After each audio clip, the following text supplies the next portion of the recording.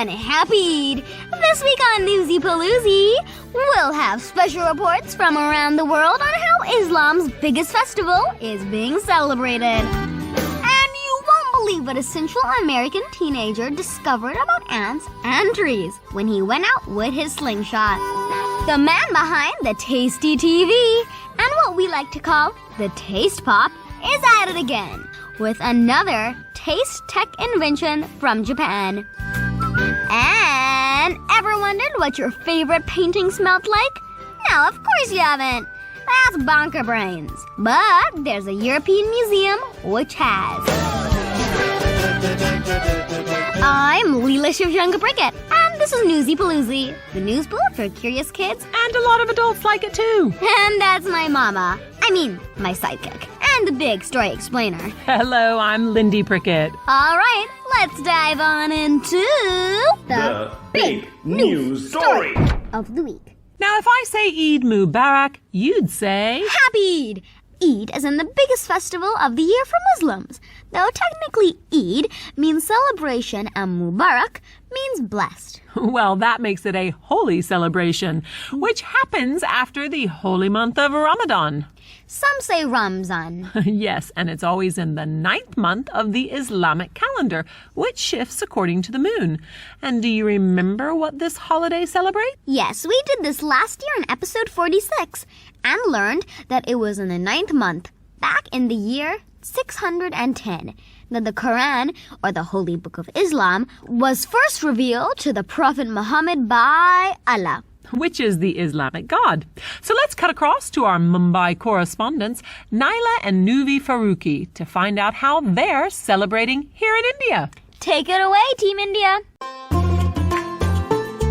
This year is super exciting because there are no COVID restrictions, so we are traveling. Yes, I can't wait to celebrate with everyone after so long. We will be meeting cousins, eating delicious treats like biryani and special pudding. And did I mention we'll get gifts and money from our elders called Eid? You said it, Nui. I also love how we dress up and eat lunch as a family together after a month of our parents fasting. Eid Mubarak! Thanks, Naila and Nuvi. So as they mentioned, to mark this holy month, their parents, like Muslims all across the world, are fasting.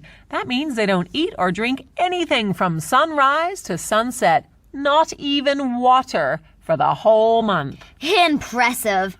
And in this heat, no water in the middle of the day?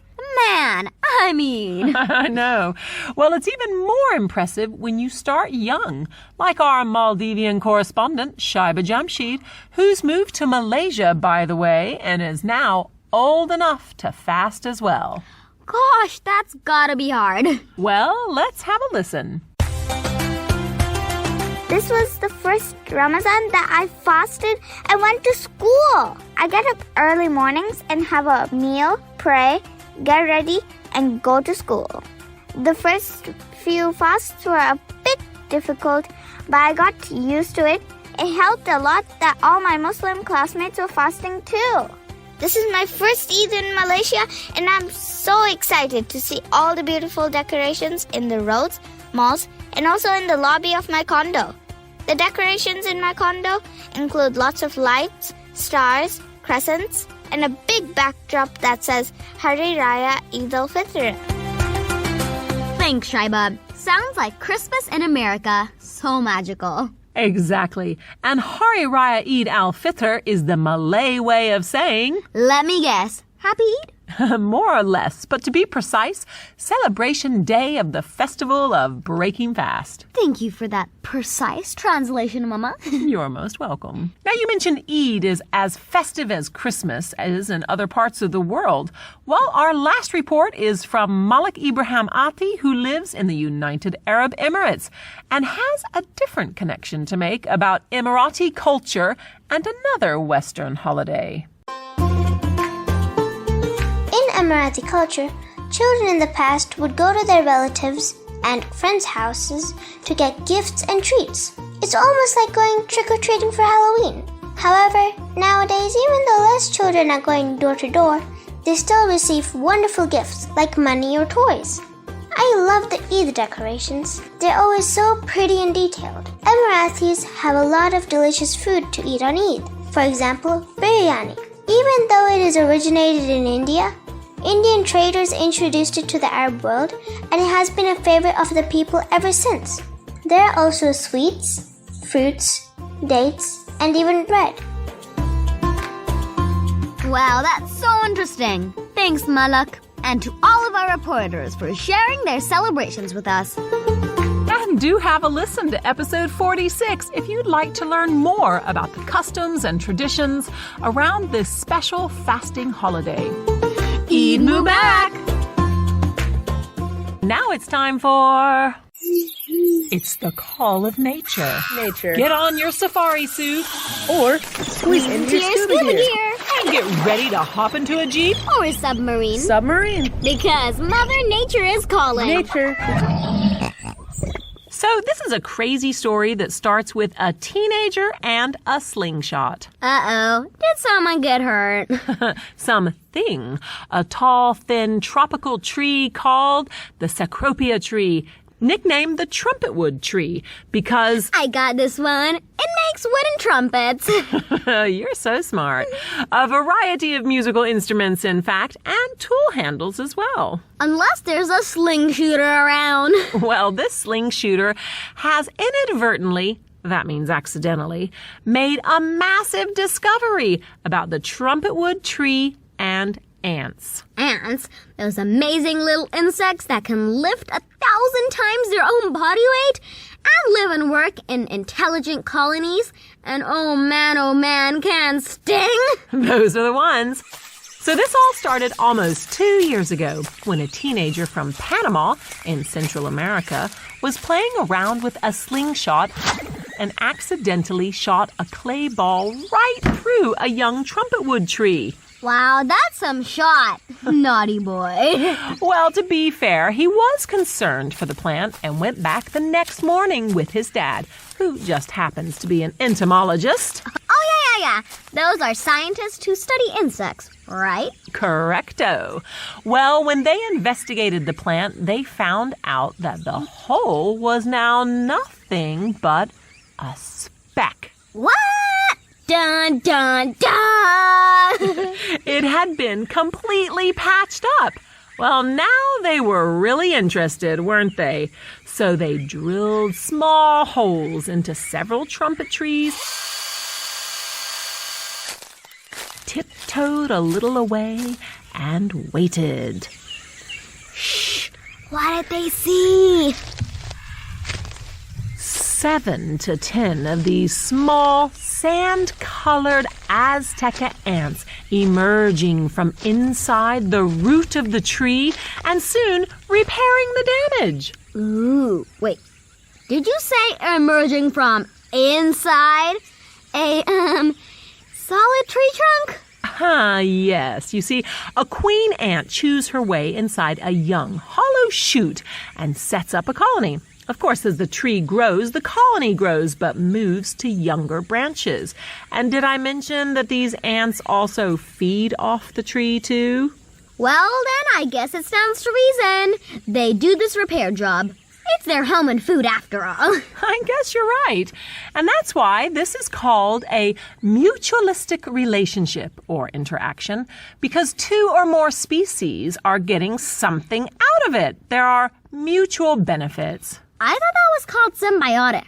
It's a type of symbiotic relationship, but mutualism is one where there are benefits on both sides.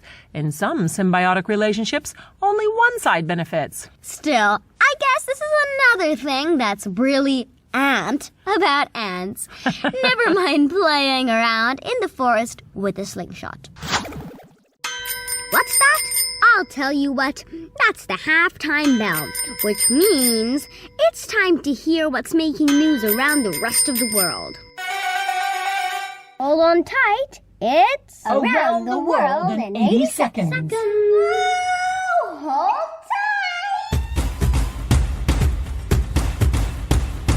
tight. As fighting continues in the Ukraine war, more than 40 nations gathered at a U.S. air base in Germany to discuss their response to the war. Speaking of Germany, it's decided to change its policy and now says it will supply about 50 anti-aircraft tanks to Ukraine. A potentially hazardous asteroid twice the size of the Empire State Building will skim past Earth this week, according to NASA. Traveling at more than 30 times the speed of sound, the asteroid will come within about 2 million miles of us, which is about 8 times the distance between Earth and the Moon. Phew. An ancient goddess of beauty, love, and war has been found. Okay, well, part of a stone statue of this goddess that dates back 4,500 years, that is, has been found by a Palestinian farmer digging his land in the Gaza Strip. The world's oldest person dies in Japan, aged 119. Kane Tanaka, who was born in 1903, long before the internet, cell phones, TV, and even airplanes, died of old age. And a restaurant in Saudi Arabia is shut after it was found to be making samosas and other types of snack food in its toilets for the past 30 years. Thank you so much for that whippity-wappity, zippity-zappity rap of us making headlines elsewhere in the world, Mama. My pleasure. Now, the next story is for chopstick lovers who need to cut back on their salt. And even if that doesn't apply to you, just wait till you hear about this latest tech gadget to come out of Japan. It's time for... Technology news. Technology news.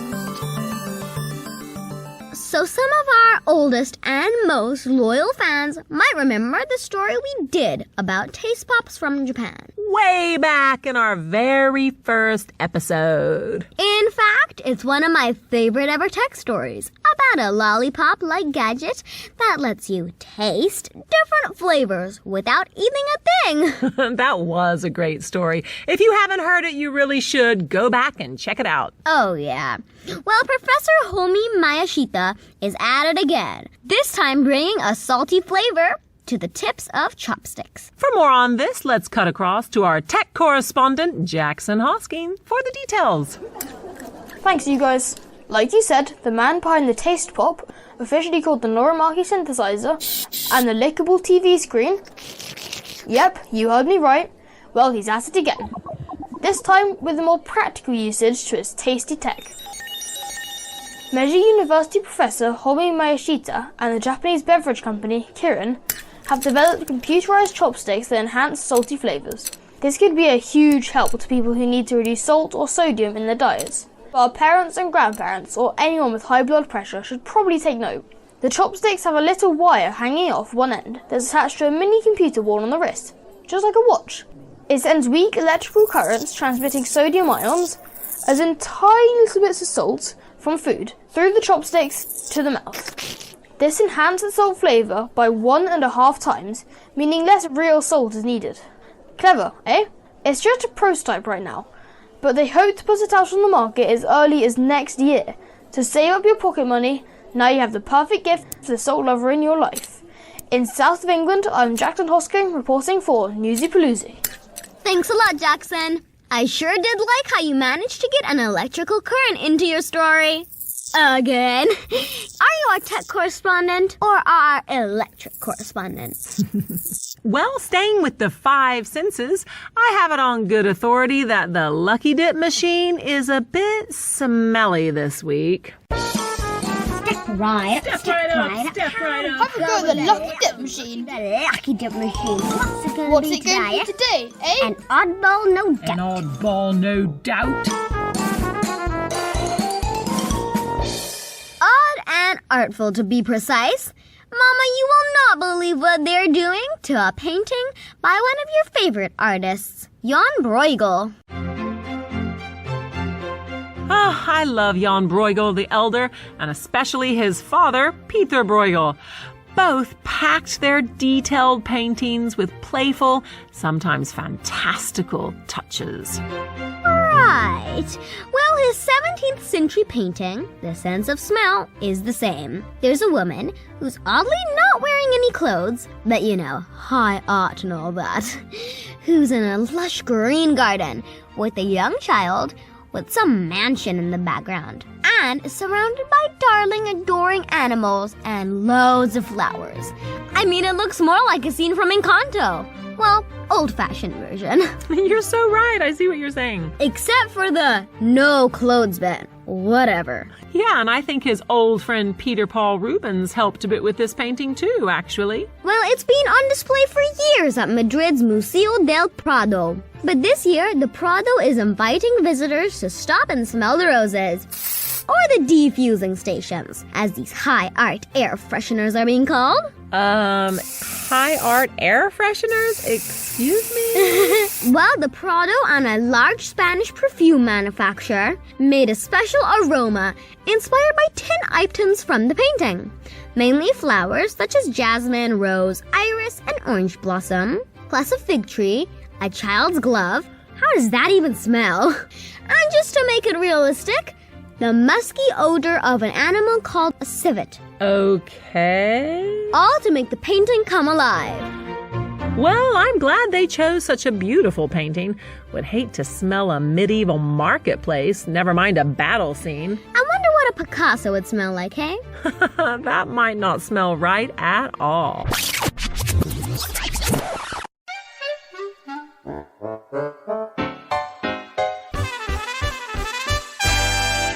And it's time to wrap up the podcast with The top 5 facts heard today. Fab fact number 1. Muslims around the world are celebrating Eid, which always comes when? In the 9th month of the Islamic calendar, which shifts according to the moon. Fab fact number 2. Muslims greet each other during this festival by saying Eid Mubarak. What does that mean? Eid means celebration and Mubarak means blessed. So basically, a holy celebration. In other words, Happy Eid. Fab fact number 3. When the tropical Cecropia tree in Panama was damaged, the Azteca ants that live inside went to work repairing the damage. That's a type of symbiotic relationship called what? Mutualism. Fab fact number 4. Ants are pretty amazing insects that not only live and work in intelligent colonies, but can also lift something that's how many more times its own body weight? 1,000 times. Fab fact number 5. At a museum in Spain, you can not only see a famous painting called The Sense of Smell, but now you can smell it too. Who's the painting by? Jan Bruegel the Elder, with a little help from his friend Peter Paul Rubens, in fact.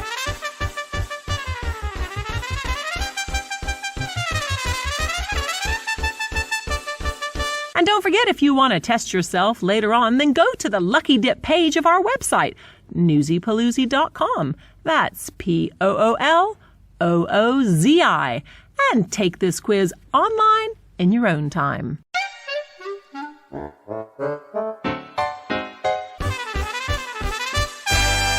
And that brings us to the end of this episode of Newsy Pooloozi.